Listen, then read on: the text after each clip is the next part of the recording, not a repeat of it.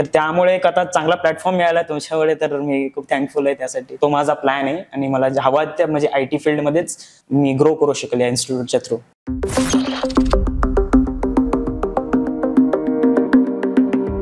So hello and welcome to odd success story. तर आज आपल्याकडे शुभम शिर्के आलेले आहेत, ज्यांनी जस्ट नुकतंच आपलं IT मध्ये त्यांची जर्नी स्टार्ट केलेली आहे. तर आपण जाणून घेऊया त्याची ITची जर्नी ही कशी चालू झाली आणि किती हर्डल्स झाले, काय काय प्रॉब्लेम्स त्यांनी फेस केलं. तर हाय शुभम. Hello sir. कसं आहेस? मस्त सर. तुम्ही?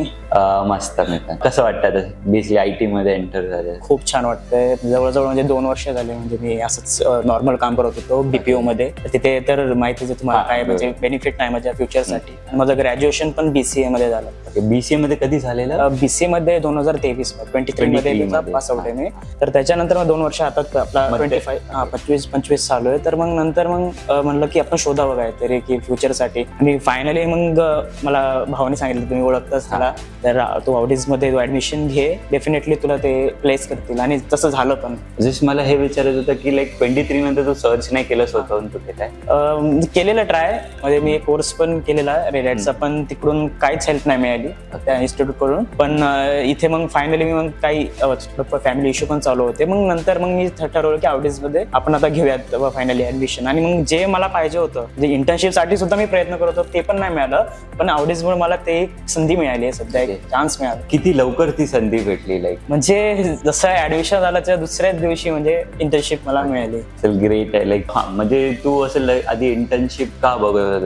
म्हणजे जॉब तर तुम्हाला माहिती आहे की ऍज अ फ्रेशर तर कुठे जास्त इंडस्ट्रीमध्ये ते हायर करत नाहीत. तर त्यांना ऍटलीस्ट मिनिमम एक इंटर्नशिप पाहिजे असतं की काहीतरी वर्क एक्सपिरियन्स याला आहे IT सेक्टरमध्ये. तर मला नाही मिळत होतं. थोडे जॉब स्किल पण थोडी हे होते. तर एक सरांनी पण सपोर्ट केला, तुम्ही पण, आपली पण 2दा भेट झाली, तुम्ही पण खूप सपोर्ट केला. तर त्यामुळे एक आता चांगला प्लॅटफॉर्म मिळाला तुमच्यामुळे, तर मी खूप थँकफुल आहे त्यासाठी. सर की तुझं जर्नी जरी चालू झाली आहे, मग आता तुझे ट्रेनिंग चालू होते. Yes, right. तर बरं, तुला एक तो सपोर्ट पण भेटेल आता, फीज आणि ह्याच्यासाठी सर्टन अमाऊंट आपण इथे